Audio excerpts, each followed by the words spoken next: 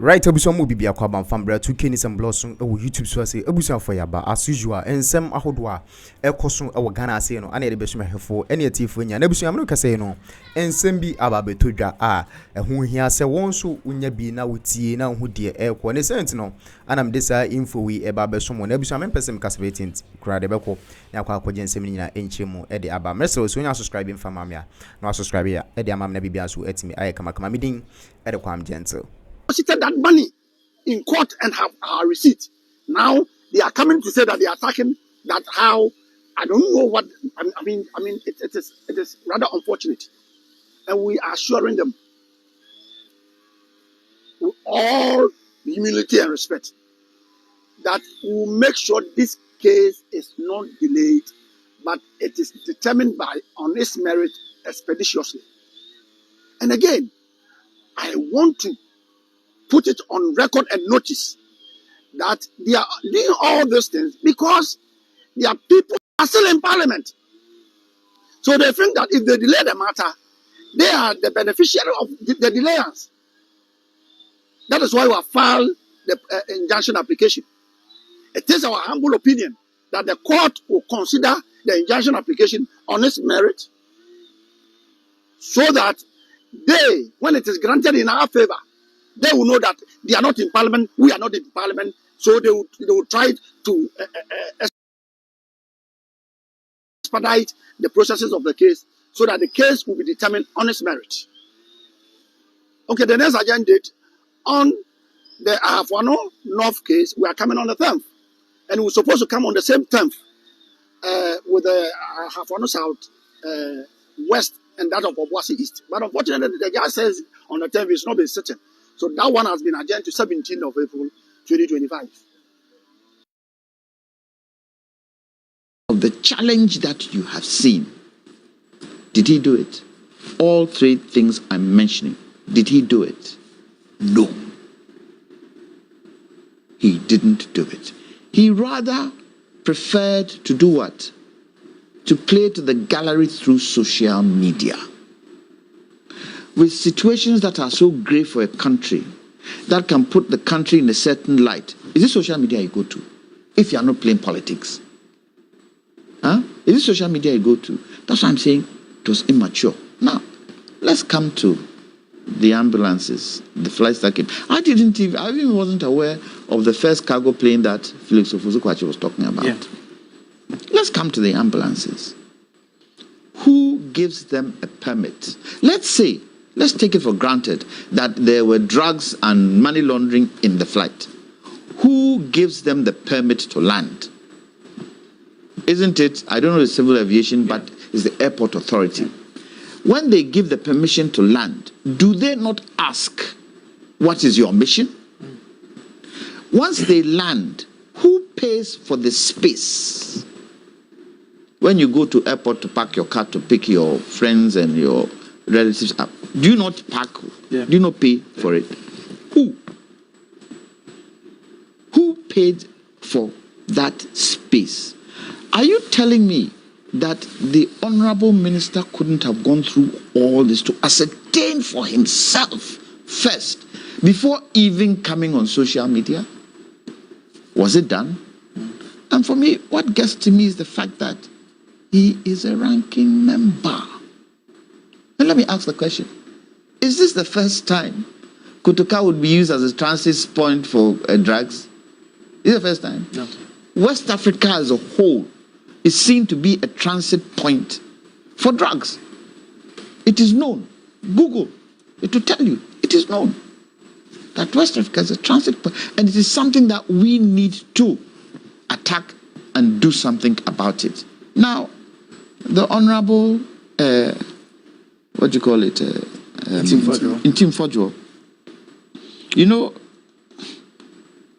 can we say he has spread false information? And you see, this is where in this country we've got to get serious and got to make sure our laws work. Criminal Offences Act, Criminal Offences Act 29, Section 208, and this is what it says. Section 208 8 of this fact deals with the publication of false news with intent to cause fear and alarm. What he said, did it cause fear and alarm? All of us sitting here, haven't we indicated that the linkage, and really, I didn't see the link with the aircrafts and the cocaine that was busted in Takoradi. And if anybody is going to bring drugs into this country, why would they land in Accra when there's an airport in Takoradi? Why? So to transport it by road, they are stupid, that they know that on the road there could be security people following it or stopping them. Is that what he's telling us?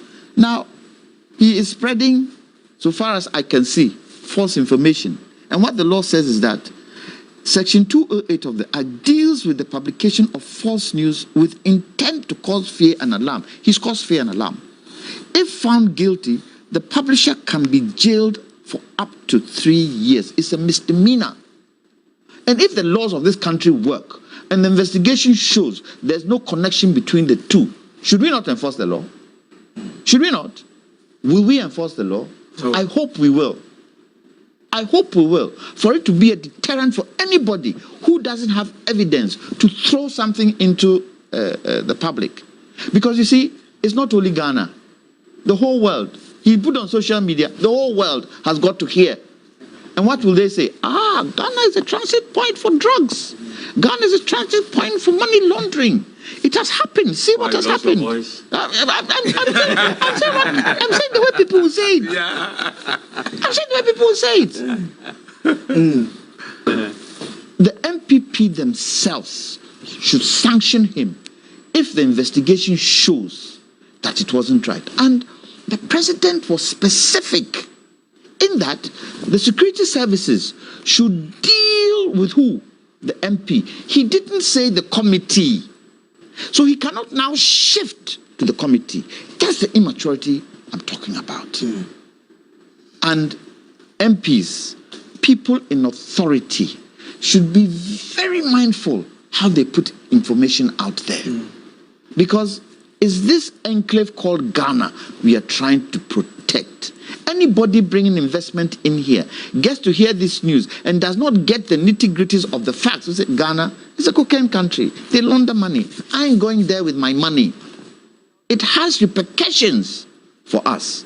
So let's be mindful. It's the same way sitting on this platform. You just can't come and sit on this platform and say anything you want to say. Because people are watching us.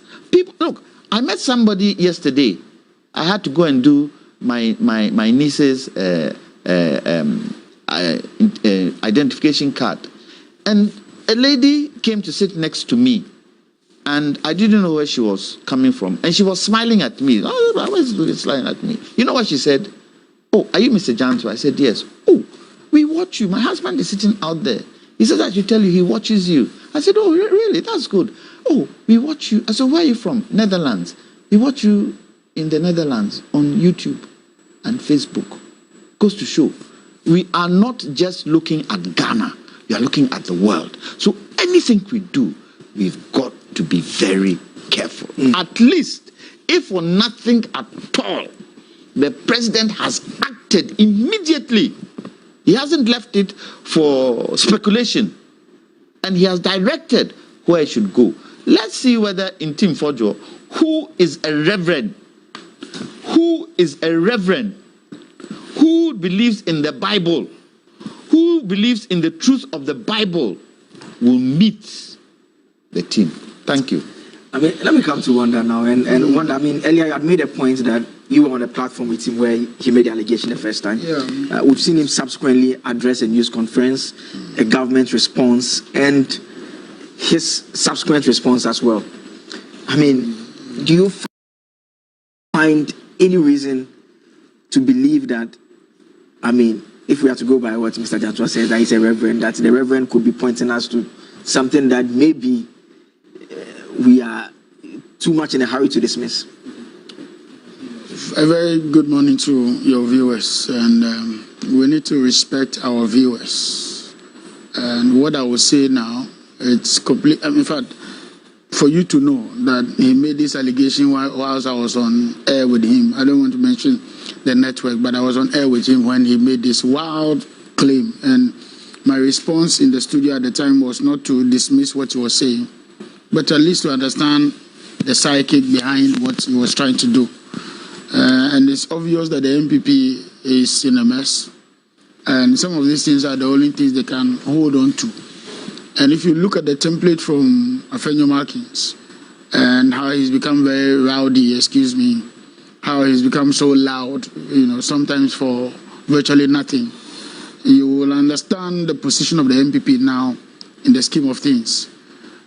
He made these allegations. I think I asked him whether he was sure about it. I asked him whether he had reported this to any of the security agencies, and if he was a member of the Defense Council, why he's bringing this on air without any verification. And it seemed as though he was talking as a person at the time. But when push came to shoves and he was put to go and answer for himself, he said he was speaking on behalf of the committee, which is the Defense Committee in Parliament. I think that is very insulting to Ghanaians. These allegations are baseless, they are frivolous, they are reckless, and to think that a reverend of his stature, and one of the requirements of being a bishop or a deacon is that the Bible says that you must be of an honest report, full of the Spirit and of integrity. Three categories, 3 levels of requirement to become a deacon. And he seemed to have failed woefully in our eyes by this rendition that an airport of this nature, our airport has 3,400 meters, runway, and for airport of 3,400 meters, you are able to accommodate even bigger aircraft. We also have a hangar, and a hangar is where aircrafts are repaired. If you remember when the Terminal 3 was put together, in fact, even before the Terminal 3 came, President John Evans Atamos at the time under John Dramani Mahama built a hangar, and the hangar was very close to the end where Burma Camp is, the flyover into. And what does the hangar do? The hangar is a place where aircraft are repaired for emergency services, repair works, maintenance works, and all that. Just like you have at the port, we have a dry dock where ships come in, they dock, they are able to be repaired, they get welded and all that, and then they continue their journey. Also, Ghana has also become the hub for West Africa refueling. There are many aircraft that fly into Ghana not because they are coming to do business in this country. They come to refuel. And Blue Ocean, you see around where Lufthansa offices, there's a whole depot of fuel there. That's what they come to do. They come and refuel and they go. Some come for emergency services, some come for maintenance services and all that. Not necessarily coming to do business in Ghana. KLM. Yeah, KLM. I'm a Lufthansa. I always had Lufthansa in my mind. So there are a series of things that have happened over the period. In fact, on September 29, 2022, British Airways A380 made a technical stop at Kotoka International Airport. What is a technical stop? To check a few things. Maybe you are flying at a certain altitude, you are not getting enough, engine power and all that. You don't want to take risks because there are a lot of people on board the flight. So what you do is the nearest airport that has those services, you land and you get technical support and you can proceed. On October 5th, 2010, Lufthansa officials of the airport told us that 2 aircraft, Turkish Airlines, Lufthansa, on our own tarmac, had a slight body, clash on their wings. Lufthansa was stationed